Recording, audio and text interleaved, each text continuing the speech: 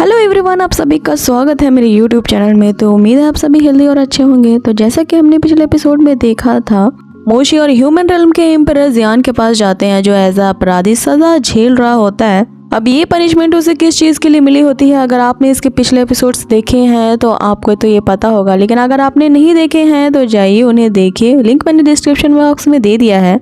By the way आगे शुरू करते हैं। वो लोग उससे हेल्प मांग रहे होते हैं क्योंकि उस चीन माउंटेन में कोई तो ये तैयारी कर रहा है कि उस क्वीन मदर ऑफ वेस्ट की फॉरबिडन सील को तोड़ के शैडो थ्री रिल्म्स के सारे क्रिएचर्स को इस ह्यूमन वर्ल्ड में ले आए।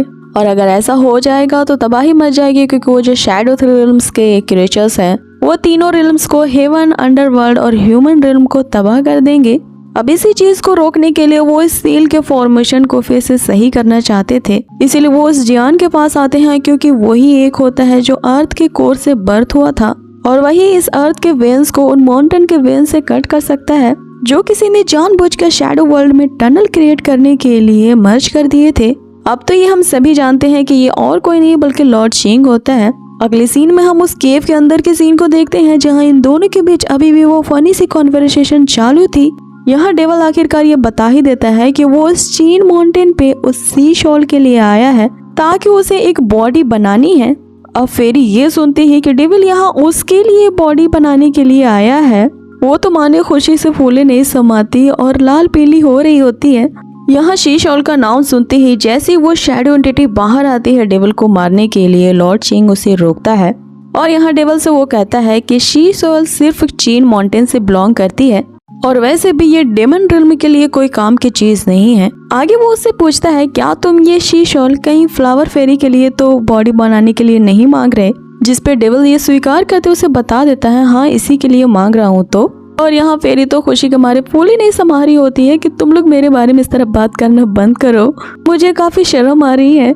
आगे लॉर्ड शिंग उससे कहता है कि अगर तुम इस चीज ऑयल से बॉडी बना भी लेते हो तो ये 3 दिनों के अंदर स्टिफ होके बेकार हो जाएगी, जिस पे डेवल उसे बताता है कि वो सिर्फ शीश ऑयल का इस्तेमाल करके ही बॉडी को बनाएगा। लेकिन यहाँ लॉर्ड शिंग उसे शीश ऑयल देने से मना कर देता है, क्योंकि वो बताता है कि ये शीश ऑयल तीनों रिल्स में काफी यूनिक है और सिर्फ इसी चीन माउंटेन पे पाए जाते हैं, तो ये सिर्फ प्राइसलेस है और तुम इसे अपनी मर्जी के मुताबिक जितना चाहे उतना नहीं ले सकते, क्योंकि तुम इसे अफोर्ड ही नहीं कर पाओगे। इस पे डेवल उसे कहता है कि अच्छा तो ऐसी बात है, तुम मनी चाहते हो। तभी डेवल वहाँ पर अपने मैजिक से वो रेयर ब्लैक क्रिस्टल निकालता है जो सिर्फ डेमन रिल्म में ही पाई जाती है। अब उस एक ही ब्लैक क्रिस्टल को देख के यहाँ लॉर्ड शिंग की आंखें फट जाती है और वो बस एक ही बात कह रहा होता है कि ये तो बस प्राइसलेस है, क्रिस्टल है जो सिर्फ डेमन वर्ल्ड में ही पाई जाती है। पीछे से उसकी शैडो एंटिटी उसे आगाह कर रही होती है कि तुम इस लालच में मत पड़ो, इसे कभी मत वो शीश ऑयल देना। यहाँ लॉर्ड शिंग उस एंटिटी की बात मानते हुए कहता है कि चाहे तुम मुझे जितना भी ललचा लो, मेरी एक बॉटम लाइन है और मैं इसे कभी क्रॉस नहीं करूंगा। और तभी डेवल कहता है कि बॉटम लाइन, अच्छा देखते हैं। और फिर वो अपने मैजिक से 2 और ब्लैक क्रिस्टल को अपेयर करता है, लेकिन अब की बार वो लॉर्ड शिंग अपने लालच के सागर में गिर जाता है और उन चमकदार क्रिस्टल को देख के वो डेवल का ही हाथ पकड़ लेता है और उसे गुड मैन कह रहा होता है। आगे वो उसे कहता है कि तुम जितनी मर्जी चाहे यहाँ से शीश ऑयल ली जा सकते हो। अब यहाँ इनकी डील तय होती है उन 4 रेयर ब्लैक क्रिस्टल के ऊपर, वो लोग उस गुफा से निकलते ही उस शीश ऑयल को लेने जा रहे होते हैं। यहाँ लॉर्ड शिंग फिर से डेवल से पूछ रहा होता है कि शीश ऑयल एक लिविंग थिंग है और सिर्फ तुम इसी का यूज करके अगर बॉडी बना दोगे तो वो एक स्ट्रेंज शेप में आ जाएगा अगर इसमें कोई क्ले ना मिलाया गया हो तो।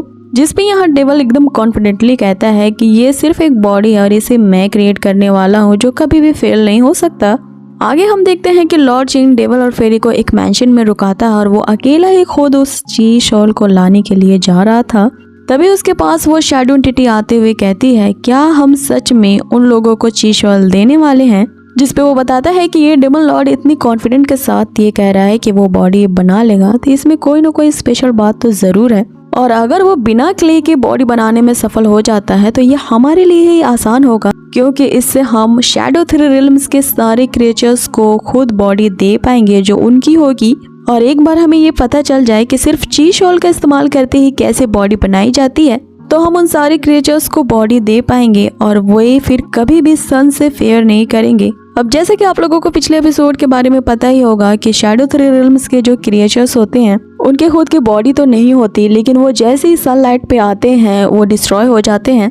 और यहाँ वो उन्हीं क्रिएचर्स को बॉडी देने के बारे में बात कर रहे होते हैं ताकि वो सनलाइट में आते ही ना डिस्ट्रॉय हो। इस तरह से उनका ये प्लान कामयाब हो जाएगा और वो शैडो 3 रिल्म्स के जितने भी क्रिएचर्स हैं सबको इस ह्यूमन वर्ल्ड में ले आ पाएंगे।